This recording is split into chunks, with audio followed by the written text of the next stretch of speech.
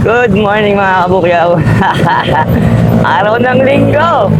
So July 5 na kaagad. Putek, ang bilis. O tara, samahan niyo akong mamulot ng pasahero. So ngayon may first bukyaw na tayo. Si Ma'am Anyilin. Ito. Ma'am Anyilin. Shower up niyo, ma'am. Wag na? Helmet na lang diretso? Gusto ko yan. Nakatipid akong piso. Ganda lang kilay niyo, ma'am. Ano yan? Tato? Tato yan, no? Saan ba ang punta natin? Basta ko, kuya. Sige po. Yeah. Ako, layo naman ng U-turn. Ha? Ano, kuya? Ang layo ng U-turn natin. Oh, chicks. Chicks yung mga bantay sa ganyan, no? Yung mga bantay sa tindahan ng sigarilyo, mga chicks. Oo, mga tips na. Mga labas yung ano, no? Oo. Mga labas yung puwet ng bata. Mga amin na ngayon yan. Oh, meron pa dyan bantay. Ay, doon pala doon. Ano nila yun eh, market strategy nila. Tama. Market strategy nga yun. Tinatambayan sila ng mga rider, no? Eh di ba nga yung market strategy nila yung yung seafood. O diba yung nagpapalan na laki ng suso. Oo nga, no? Yun ang market strategy nila. Mahusay talaga mga Pilipino, no? Oo, nakatarantaduan. Katarantaduhan. Mahusay sa katarantaduhan. Ano yan, ma'am? Diyan ka nagtatrabaho? Hindi, client ko yung sa massage. Nagmamassage therapy ka. Ano yun, abogado yun kasi nabangga yun sa motor. Nabangga. Oo. Buti hindi na operahan. Hindi, therapy lang siya, hindi pinapalakad. Okay. May kotse siya, nainit sa kotse, bumili ng motor. Wala Oo. pa isang buwan, bakag. Nako po. Baka baguhan lang sa motor. Oo.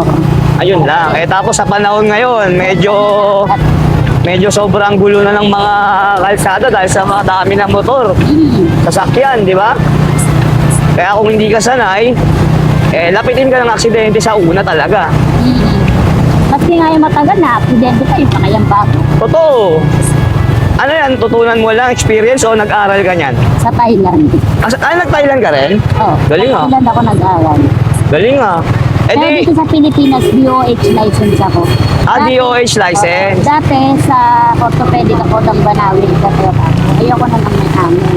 Freelance na. Mas maganda, hawak mo na yung oras mo, no? Tsaka rekomendado naman ako. Kumbaga, marami ka na rin contact niyan. Almost 29 years ito na yung trabaho. Wow, ang tagal na rin. 29 years. Oo, siyempre. 3 decades. Ito, binuhay ko sa mga anak ko eh. 3 decades na, no? Oo, na, 3 dekada. Grabe, ang tagal na nun. Pero minsan, pag may kumukuha may mga, halimbawa, may nagtatayo ng spa, Oo.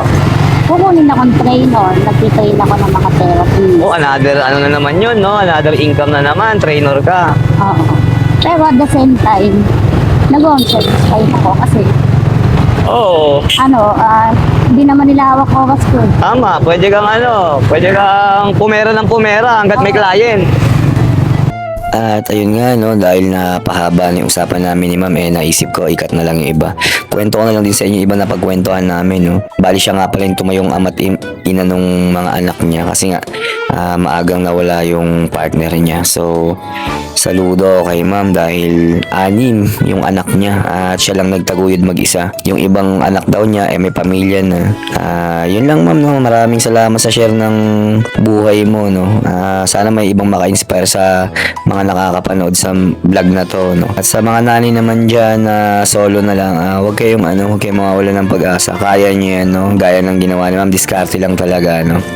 Nakwento pa nga niya, nag-Thailand ba yon?